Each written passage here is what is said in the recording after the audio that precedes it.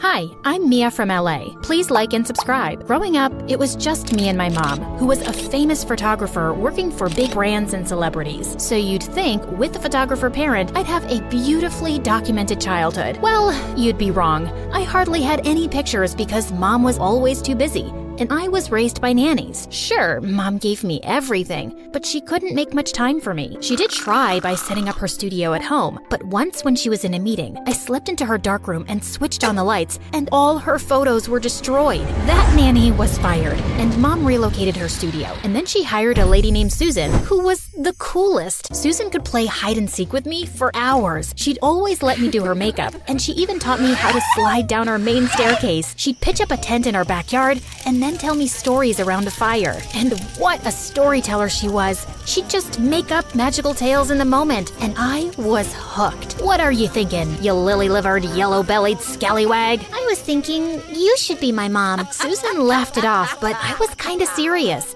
She even gifted me my first notebook when I turned 8 because she knew I loved writing stories, and that meant more to me than any of the presents mom had sent. Yeah, she couldn't make it to my birthday. Once when I was 9, Susan had taken the day off, and I ended up being stuck with mom at a photo shoot at some historical building. Mom, I'm bored. Read your book, Mia. But I'm also hungry and sleepy.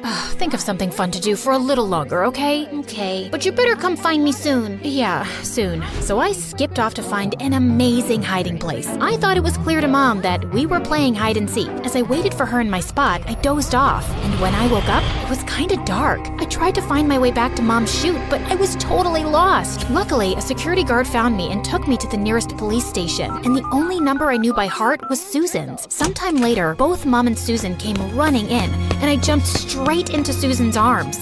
Sweetie, you really scared your mom.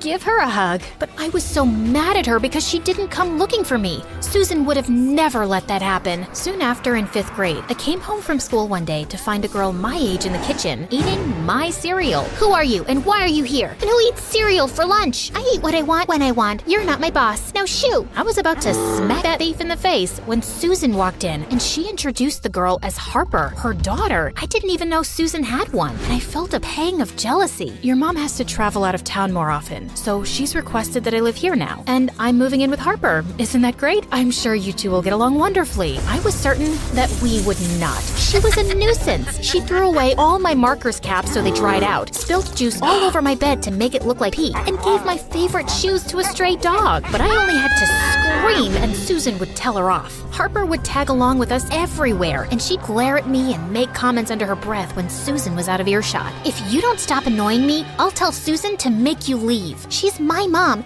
If I leave, she leaves with me. Well, she likes me better. As if your mom pays her to spend time with you. You're just a job to her. I'd never really thought about it that way, but it was true. That didn't mean she loved me any less, did it? Soon enough, mom got Harper into my school. I was the top student in class, but she replaced me quickly. Her mental math was faster, her science projects were more inventive, and her creativity had the English teacher gushing. Usually, the person with the best story would be selected to read theirs out loud every week, and now it was always her. And one day when I walked into the living room, I saw Harper on the sofa with her feet up, watching TV, and the sight boiled my blood. I just didn't want her here. It's time for my show. Please leave. There's a TV in your mom's room. Watch it there. It's not your place to tell me what to do. What's that supposed to mean? I thought my mom was like family. That makes me family too, so deal with it. I snapped and dumped her bowl of popcorn on her head. She pounced on me, and as I was pushing her off, I sent her crashing into a table, knocking off a huge vase. Susan came running in at the noise, and she went bonkers on Harper. How could you do this? You know better. But Mom! No, Harper, I told you. You had to be perfect. Do you want to go back to the way things were? You get to go to a great school and live in a nice place. But if you can't appreciate that, then we leave today. I'd never seen Susan so mad, and I didn't want her to quit. Also, I felt a little bad for Harper. Wait, it was an accident. I tripped, and she was just helping me up. Susan calmed down, and after that day, things started getting better between me and Harper. Once we both backed off from annoying each other, we realized that we actually had a lot in common, especially our love for writing. And over time, we became like siblings who were constantly competing and arguing over dumb things. But we certainly didn't hate each other anymore. By the time we reached high school, Mom had expanded her studios to several locations publications. She wanted me to take an interest in the business, and even though I pretended I didn't like tagging along, I actually loved the glamorous shoots and meeting celebrities. I even started hanging out with celebrity kids my age, and they were something else. They shopped in private malls and had front row tickets to every concert. And once I went to a party with a giant indoor wave pool, which was awesome. I'd often invite Harper to join us, but she never seemed comfortable around them. One night, we were at a burger joint when they decided it would be fun to break into an amusement park at night and operate the rides. That sounds fun, right, Harper?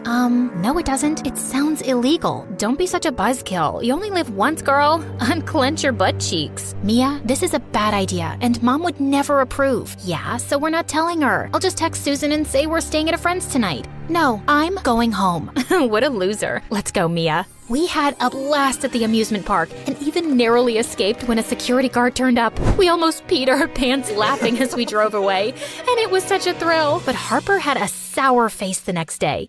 Just spit it out. What's your problem with my friends? They're fun and perfectly nice people. They're not nice. Haven't you noticed their comments on my appearance? They're just giving you some friendly fashion advice. They're being condescending, Mia, and they're reckless, spoiled brats who are just used to their parents getting them whatever they want. Okay, so my mom also gets me anything I want, Harp? Is that what you think of me too? No, of course not. It's different with you. But I caught Harper rolling her eyes when Mom got me a sports car for my 17th birthday. Also, when I got into a college business program without taking the entry test because Mom knew the dean. And she got really pissed when my friends were over one day, and one of them knocked their drink over on Mia's laptop and fried it. Things were tense between us. But when I found out about a national story contest, I went straight to Harper with it, trying to get into her good books. Won't you be entering it yourself? Or maybe you can just win it anyway because your mom probably knows someone. Stop being so snarky. I haven't written something in ages, so no, I'm not entering. But you should, Harper. The winner even gets a scholarship to a great writing program. She finally agreed, and some weeks later she sent off her story. And then one day, she burst into my room excitedly. Mia, I won! Holy marbles, I actually won! What? The contest! Not only am I getting the scholarship, Mia, they want to turn my short story into a novel, and it's going to be published. Can you imagine? Oh, thank you for convincing me to enter. Harper, that's amazing. I gotta tell Mom, she's gonna be so happy. I couldn't help feeling a little jealous, though. I'd always wanted to have a story published, and Harper was actually getting to do it. I pushed the thought away. I could do it someday, too, and I was happy for her. That is, till her book came out. It was my first time reading her script, and my heart started racing. I couldn't believe my eyes as I frantically skimmed through the pages. These were my stories. Not exactly word for word, but the main themes and so many ideas, they were mine. I stormed downstairs and shoved the book in Harper's face. You cheat. What? These are my ideas, Harper. You stole them from my notebooks. How could you stoop so low? Are you crazy? Why would I even look through your notebooks? Then how did my ideas magically appear in your story? 'Cause they're my ideas. But of course, you found a way to make it about yourself. You've always thought you're better than me because I'm just the help's daughter. Don't change the subject, witch. And I've loved Susan like my own mom. Yeah, and never thought about how you took all her time away from me. I was at home with my rotten grandma while Mom looked after your highness. Well, we were gonna leave after high school anyway, but now with my book deal, I'm sure I can take Mom away even faster. I always knew you were jealous of me, and I was right. Jealous of you? Oh, please. Why would I be jealous of someone whose mother can't be bothered to talk to her more than twice a month? Shut up, Harper. I never want to speak to you again. Fine by me. Susan was really upset when she found out about our fight, and she tried to make us talk, but I refused. I couldn't even look at Harper. And then one night, some reporters came to interview her at the house and asked her where she got her inspiration. Oh, my mom's always been a great storyteller. I wouldn't be here without her. You wouldn't be here without me, Harper. Hey, everyone, here's something you should— Harper attacked me, and suddenly we were fighting like wild cats till our moms pulled us apart. Mom asked the reporters to leave, and when I told her everything, she was livid. After everything I've done for you two, and this is how you repay me? Stealing ideas from my daughter and attacking her too? I want you both gone, now. It broke my heart to see Susan leave like this, but it was all her evil daughter's fault. It didn't make me feel better, though. I didn't even want want to meet any of my friends. Then one night, Mom knocked on my door. Hey, sweetie, want to go out for dinner? I don't really feel like it, Mom. Do it for me anyway. I reluctantly agreed, and she took me to a small Italian restaurant. This is where your father and I came on our first date. You don't ever talk about him, Mom. You really don't talk to me at all. Your father was a photographer too. He got sick soon after I got pregnant with you. It was really hard for me to deal with his loss, and I just threw myself into work. Also, I always wanted to make sure I had enough to take care of you on my own,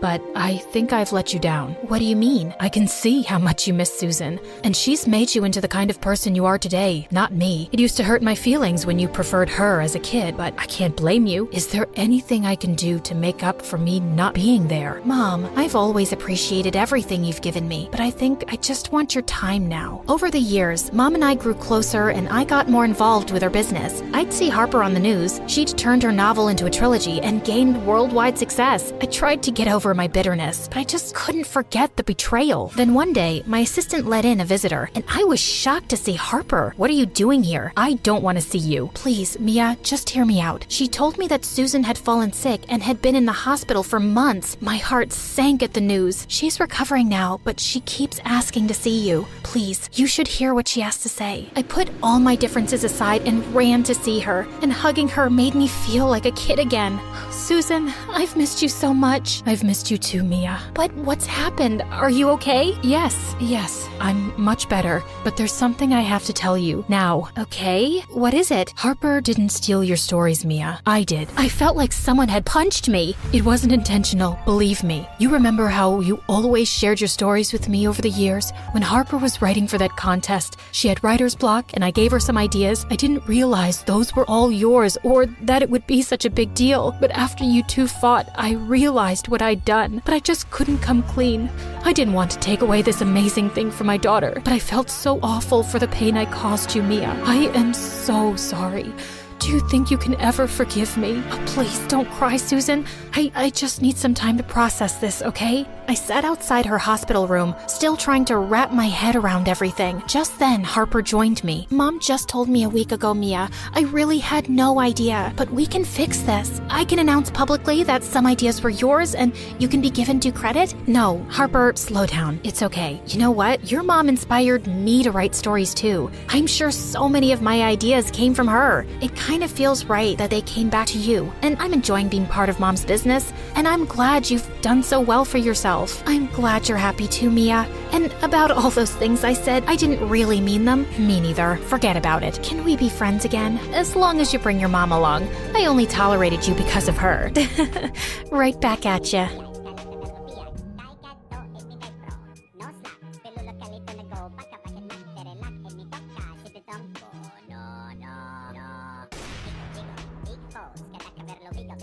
Nundo, di tu mawana triple triple, kono, lunggos NBC, kala